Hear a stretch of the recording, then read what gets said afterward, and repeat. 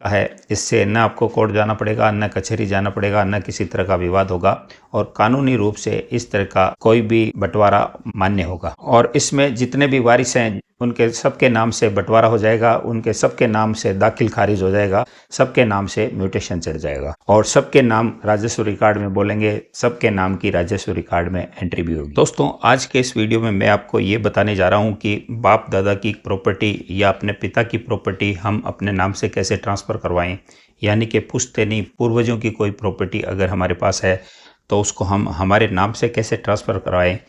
Easy शब्दों में, clear शब्दों में, बिल्कुल साफ साफ मैं आपको इस वीडियो में बताने वाला हूँ। इस वीडियो को छोड़कर न जाइए, स्किप न करिए। पूरा वीडियो अगर आप देखेंगे तो आज आपको सारी बात समझ में आ जाएगी कि किस तरह से पुश्तैनी प्रॉपर्टी को या बाप दादा की प्रॉपर्टी को हम हमारे नाम से ट्रांसफ़र करवा सकते हैं। तो दोस्तों, वीडियो बनाने में बहुत मेहनत लगती है, इसलिए मेरा आपसे ये निवेदन है कि इस वीडियो को एक लाइक ज़रूर करें, हमारे चैनल को सब्सक्राइब भी करें और बेल आइकन भी दबाएं ताकि इसी तरह के अच्छे नॉलेजेबल वीडियो आपको आगे भी मिलते रहें। दोस्तों, मेरी जो भी जानकारी होती है मैं बड़ी मेहनत से उसको जुटा कर लाता हूँ, कई लॉयर से बात करके लेकर आता हूँ और एकदम सटीक जानकारी होती है ताकि आप लोगों को किसी भी तरह की कोई परेशानी नहीं हो। जैसे कि दोस्तों सबको पता है कि किसी, मान लीजिए कोई दादा हैं और उनके नाम से कोई संपत्ति है, प्रॉपर्टी है, तो उनके मरणोपरांत उनके जितने भी बेटे हैं, मान लीजिए उनके 3 या 4 बेटे हैं, उनकी जो संपत्ति थी वो उनके बेटों में यानी कि आपके पिताजी के भाइयों में बराबर बराबर बंटेगी और आपके पिताजी के हक में जो हिस्सा आएगा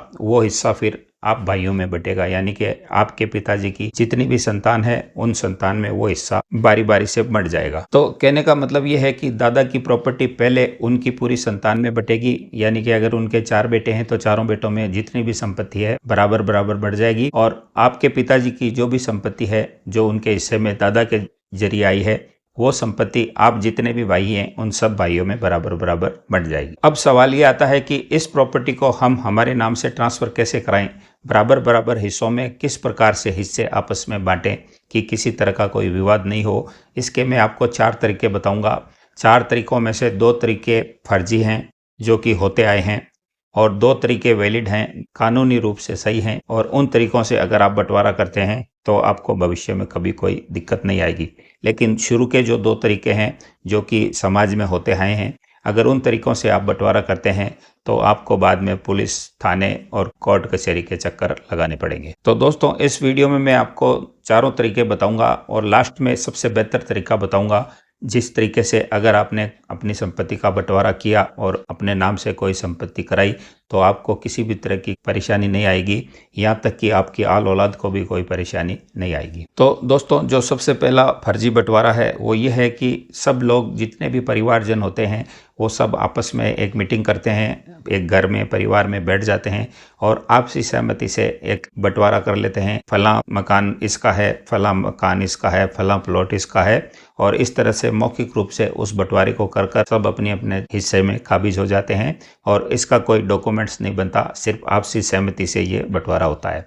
लेकिन ये सबसे फर्जी बंटवारा है। इस बंटवारे में जब बंटवारा करने वालों की मृत्यु हो जाती है और जैसे जैसे समय बीतता है उनके बच्चे बड़े होते हैं और बाद में इन हिस्सों में तकलीफ आती है और विवाद होते हैं और फिर बात कोर्ट कचहरी और थाने तक पहुंचती है। और कानून की बात जहाँ तक करें तो इस तरह के बंटवारे की कोई कानूनी वैधता नहीं है, किसी भी तरह से कानून का इसमें पालन नहीं होता है, तो इस बंटवारे को कानून भी नहीं मानता है। और ऐसे बंटवारे में कोई असंतुष्ट परिवार का सदस्य कोर्ट चला जाता है, थाने चला जाता है या कोई विवाद हो जाता है तो ऐसी कंडीशन में आपके जो भी बंटवारा किया गया है वो फेल हो जाता है और कोर्ट के जरिए फिर आपकी बिना सहमति से अलग तरह से बंटवारा होता है जिसमें कि कई विवाद होते हैं और आपकी असंतुष्टि रहती है। दोस्तों, दूसरे तरह का जो बंटवारा है वो ये है कि आपकी जहाँ पर भी संपत्ति है उस संपत्ति में गांव का कोई मौजूद व्यक्ति बैठता है, मान लीजिए कोई गांव का सरपंच है, कोई प्रधान है या कोई मंत्री है या कोई भी एक सम्मानित व्यक्ति है, वो बैठकर सब लोगों को इकट्ठा करके पेपर पर या स्टाम्प पेपर पर टोटल बंटवारा लिख देते हैं कि इस हिस्से में ये प्रॉपर्टी, इस हिस्से में ये प्रॉपर्टी। इस तरह से जितने भी सदस्य होते हैं उनके बीच में आपसी सहमति से लिखा पढ़ी हो जाती है और सबके साइन हो जाते हैं और जो बंटवारा करवाता है उसके भी उसमें साइन हो जाते हैं, 2-3 गवाहों के भी वो साइन कर लेते हैं और इस तरह से एक लिखित लिखा पढ़ी के जरिए आपसी सहमति से उसमें बंटवारा हो जाता है। लेकिन ये बंटवारा भी अवैध है बिल्कुल बकवास है। कानूनी रूप से इसकी भी कोई मान्यता नहीं है, क्योंकि न तो इसमें नाम दाखिल होता है, न कोई खारिज होता है, न आपकी किसी भी गवर्नमेंट रिकॉर्ड में एंट्री होती है। और चूंकि राजस्व रिकॉर्ड में इसकी एंट्री नहीं होती, इस मौखिक बंटवारे को जब पीढ़ी दर पीढ़ी आगे बढ़ती है तो आने वाली नई पीढ़ी को ये बंटवारा समझ में नहीं आता, और चूंकि ये मामला कोर्ट में नहीं होता तो फिर लड़ाइयाँ होती है, झगड़े होते हैं, और वही कोर्ट कचहरी और थाने के चक्कर हमें निकालने पड़ते हैं। तो दोस्तों, ये जो दो तरीके मैंने बताए हैं, ये तरीके फर्जी तरीके हैं, और इन तरीकों से कोर्ट कचहरी जाना पड़ता है, लड़ाइयाँ होती है, झगड़े होते हैं,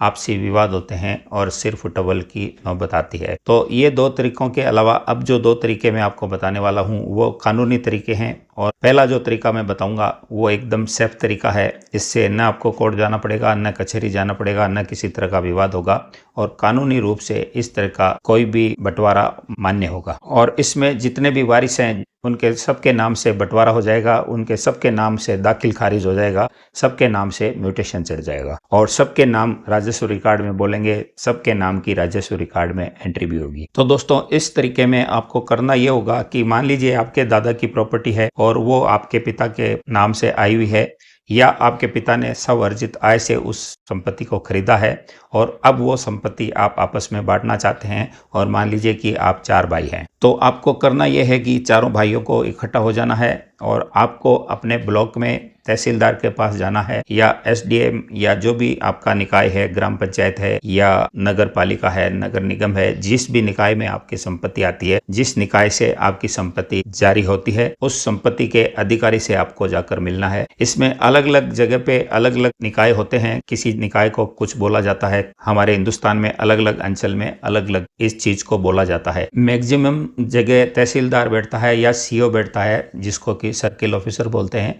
तो वहां पर जाकर आपको अपने बंटवारे का एक एप्लीकेशन देना है कि हम 4 भाई हैं और हम चारों को हमारी ये संपत्ति आपस में बराबर बराबर बांटनी है। तो इसमें आपके सीओ को आवेदन करने के बाद, तहसीलदार को आवेदन करने के बाद, तहसीलदार एक अधिकारी को आपके मौके पे जमीन जहाँ पर है वहाँ पर भेजेगा, और उस जमीन को बाकायदा नाप होगा, उसको देखा जाएगा, और उसमें आपके हिस्से किस किस तरह से बराबर बराबर बनते हैं, आपकी सहमति के आधार पर हिस्सों का एक नक्शा बनेगा। सबके अलग अलग नक्शे बनकर जो भी अधिकारी वहां पर जाएगा वो उस सीओ को अपनी रिपोर्ट सौंप देगा। तो वो अधिकारी सीओ को जब रिपोर्ट करेगा कि चारों भाइयों ने आपसी सहमति से इस जगह का आपस में बंटवारा इस तरह से किया है, और इन चारों भाइयों में से इस व्यक्ति को ये जमीन मिली है, इस व्यक्ति के नाम से ये है, इस व्यक्ति के नाम से ये है, और इस व्यक्ति के नाम से यह है। इस तरह से वो चारों के नाम से अलग अलग माप का नक्शा बनाकर अपनी रिपोर्ट सीओ या तहसीलदार को पेश कर देगा, और सीओ उसको जांच करने के बाद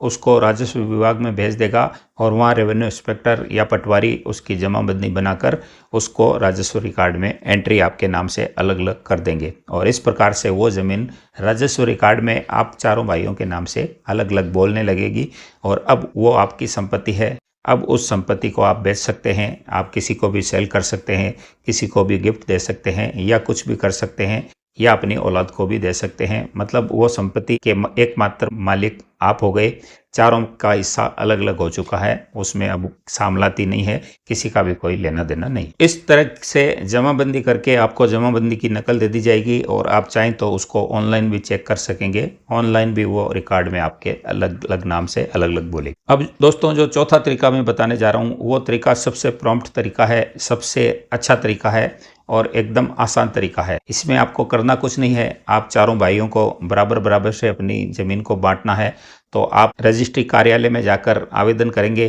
वहाँ से आपको एक डीड बनाने को कहा जाएगा। डीड राइटर की मदद से आप एक नक्शे के आधार पर अपना हिस्सा वहाँ पर शो करेंगे कि फला प्रॉपर्टी मेरे पिताजी की है, और उस प्रॉपर्टी के ये हिस्से हैं, इस हिस्से में से ये हिस्सा बड़े वाले भाई का है, ये उससे छोटे वाले भाई का है, ये बीच वाले भाई का है, और ये सबसे छोटे वाले भाई का है, और इन जगहों के पड़ोस इस प्रकार से हैं, इनके सामने रोड है तो इस प्रकार से है। आप उनको डिवाइड करके अपने हिसाब से एक नक्शा बनाकर उसकी एक डीड तैयार करवा लेंगे, रजिस्ट्री तैयार करवा लेंगे। आप चाहें तो इसके लिए किसी भी राजस्व से संबंधित वकील की मदद ले सकते हैं, जो कि रजिस्ट्री रात दिन करवाता होता है, ऐसे वकील की आप इसमें राय भी ले सकते हैं। ये सारा प्रोसेस उसी तरह से होगा जिस तरह से कोई भी प्रॉपर्टी किसी व्यक्ति के नाम से होती है और वो जब सेल करता है तो उसको बेचने वाले को सेल डीड बनाकर देनी होती है और उस सेल डीड को रजिस्ट्रार कार्यालय में पेश करना होता है। 2 गवाहों की मौजूदगी में ऑनलाइन बायोमेट्रिक सिस्टम से फ़ोटो खींचकर उनके साइन हो जाते हैं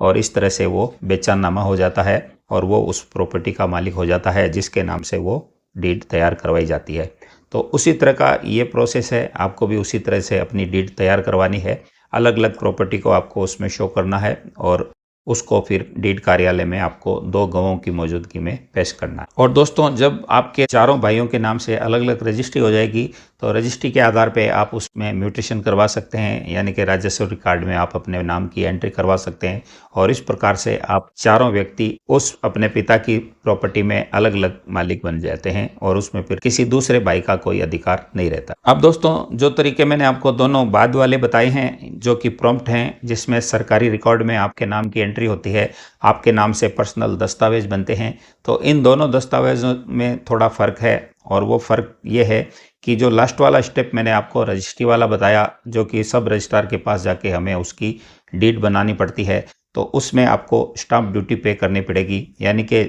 उस भूमि की जितनी भी भूमि आपके नाम से दर्ज हो रही है उसकी उस समय की प्रचलित डीएलसी वैल्यू से आपको उसकी स्टाम्प ड्यूटी पे करनी पड़ेगी और रजिस्ट्रेशन शुल्क भी देना पड़ेगा। वहीं पे जो पहले वाला प्रोसेस मैंने बताया था तहसीलदार के पास जाके करवाने का,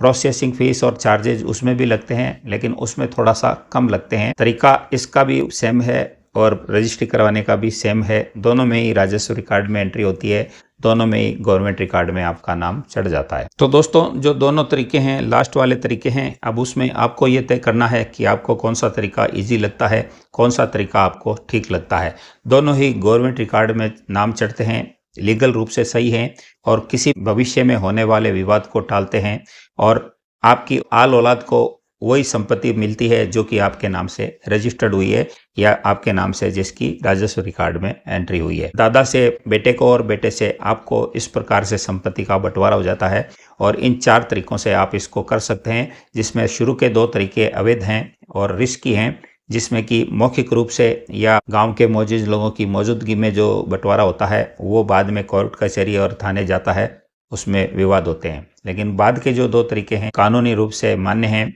कानूनी रूप से वैध हैं और बाकायदा आप स्टाम्प ड्यूटी चुकाकर उस प्रोसेस को बहुत अच्छे कानूनी तरीके से पूरा करते हैं और एक प्रॉपर्टी के बंटवारे के तहत मालिक बन जाते हैं। तो दोस्तों, आपको चारों तरीकों में से कौन सा तरीका पसंद आया है कमेंट करके ज़रूर बताइएगा और ये ध्यान रखिएगा कि कभी आपके दादा की संपत्ति आपके पिता को या पिता की संपत्ति आपको मिलती है तो आपको बंटवारा किस तरह से करना है, मौखिक रूप से करना है या गांव के मौजूद लोगों की मौजूदगी में करना है, जो कि दोनों ही तरीके बेकार हैं और जिनकी कोई कानूनी मान्यता नहीं है, या फिर तहसीलदार कार्यालय में जाकर म्यूटेशन के जरिए करना है या फिर सब रजिस्ट्रार के ऑफिस में जाकर रजिस्ट्री के जरिए करना है। ये अब आपको चुनना है कि आपको कौन सा तरीका ठीक लगता है। लेकिन मेरी नज़र में लास्ट वाला तरीका स्टाम्प ड्यूटी चुकाकर सब रजिस्ट्रार के ऑफिस में जाकर फिर उसका नाम दाखिल खारिज करवाना और म्यूटेशन करवाना, ये तरीका सबसे बेहतर और सबसे सेफ है। तो दोस्तों, उम्मीद करता हूँ ये वीडियो आपको बहुत अच्छी लगी होगी, पसंद आई होगी। पसंद आई है तो इसको एक लाइक ज़रूर कर दीजिए। हमारे channel star real estate and builders को सब्सक्राइब जरूर कर दीजिए और बेल आइकन जरूर दबाइए। तो हम आपसे मिलेंगे नेक्स्ट वीडियो में, तब तक के लिए नमस्कार, जय हिंद, जय भारत।